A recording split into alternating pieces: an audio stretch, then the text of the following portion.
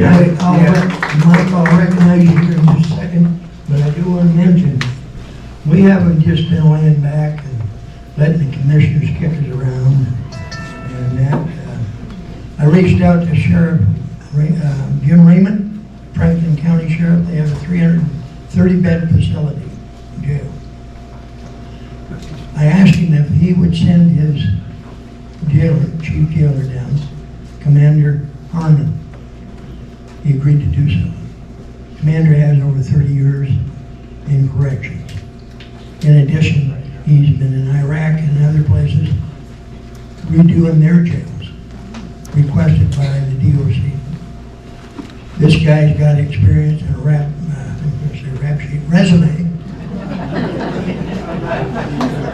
resume that'll knock your socks off. He was in a meeting, Washington State Sheriffs and Peace Officers Association this week. He will be getting us a report. When he gets a report in, and I mean, he asks us all kinds of questions. What training we did, how many officers we got, what's the budget. He went through it all. What kind of programs are available, all of this. Then did a tour of the jail. And at the end of the day, he said that's one of the most clean jails he has ever seen. You're here. And he's been in a bunch of them. He said that not only that, he said the employees were professional, looked professional, and what he could tell, everybody had a good feeling in that jail. Now, I'm just paraphrasing, but we will know that. But if he has some things there that we need to correct, you bet. And we've asked the county commissioners to let us have a nurse, even for part-time, come in and do sick call a couple times a week. I mean, crickets. We don't hear nothing from them. Now, in one of their proposals, fourth thing, they're going to have a medical room and they'll hire a nurse. And $750,000. right. Well, then you gotta get a nurse that's gonna accept your liability. Yeah, that's right. Hello?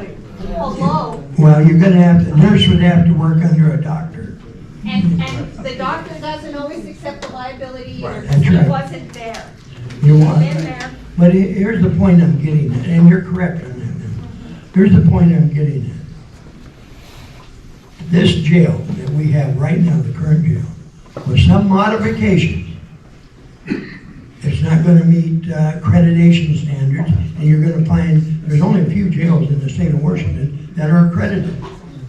This jail does not have to be accredited, but if they made some modifications, it wouldn't take a lot of money, hell of a lot cheaper than contracting and some of the other ideas they come up with, and help our employees, not threaten and fire them, put them through negotiations for severance packages.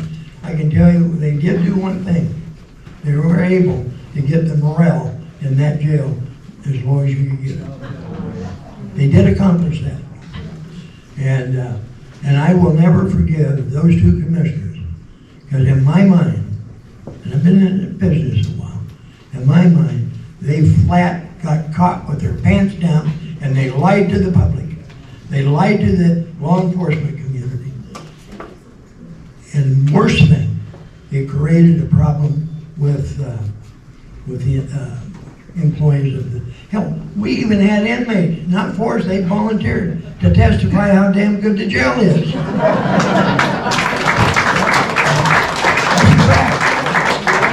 One of them looking at murder charges. So, no, and we didn't force them, they volunteered to testify. So it just boggles my mind. I know it's political, and that's where they're headed with it. They want to get rid of me because I'm a constitutional sheriff and won't take their crap because I don't work for them. I work for you all, and that's what upsets them. And the same with Lauren Colt. They'd like to see him out of there as well. But when I told them, if they close that jail down or if the board takes it over, my concern is the 16 employees.